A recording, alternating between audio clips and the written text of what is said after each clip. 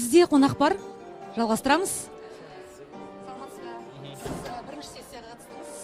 Иә, мен сол сессия бойынша түйген ойыңыз, жаңа ғана Марат мырзадан сұрағанмын. Ол кісі түйген ойым бірақ сөзбен айтты, болашақ қазақ контентінде деді.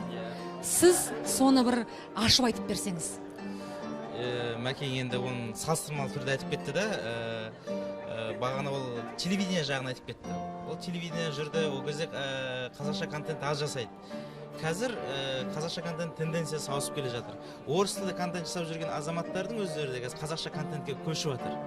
Ол былайша айтқанда, қазір пандемия кезде былайша айтқанда аудитория ауысты. Біз мысалы ата-апаларымыз, ата-аналарымыз, енді кішкене совет одағынан келген азаматтар, олар кішкене телевидениедан, пандемия кезден телевидениені көре бермейді ғой. Сәл осы интернетке ауысты. Қазір мысалы менің өзімнің ата-аналарым мысалға көп телевизор қарамайды. Қазір былайша айтқанда 40-тан кейінгі осы өріс, 40-тан кейінгі азаматтар осы интернетке ауысты. Содан кейін айтып отқан шығар, осы негізі қазақтың контент, болашақ қазақтың контенті. Барлығының қолында бір смартфон, барлығында Инстаграм бар дейсіз ғой. Барлығы қазір Инстаграм деп айтамын, қазір барлығының қолында теледидардан YouTube шығар. YouTube. Ол Инстаграм ол да келе жатыр ғой жайлап. Сол.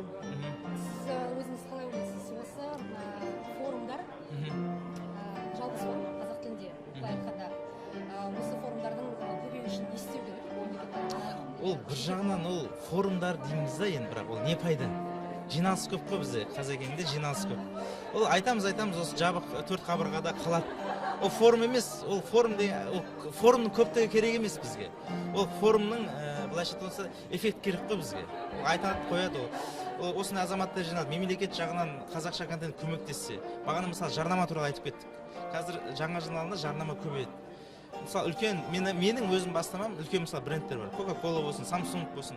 Үлкен жарнамаларды 80% қазақша жүргізсе. Мен былайша орыс тілі контентті түбегейлі жауып тастау емес, 80% жарнаманың бәрін қазақша ауыстырса. Жарнамадан басталады, одан кейін кете береді ол. Солай. Сұхбатыңызға көп рахмет. Рахмет. Ризамын. Халықта риза деп ойлаймын. Рахмет.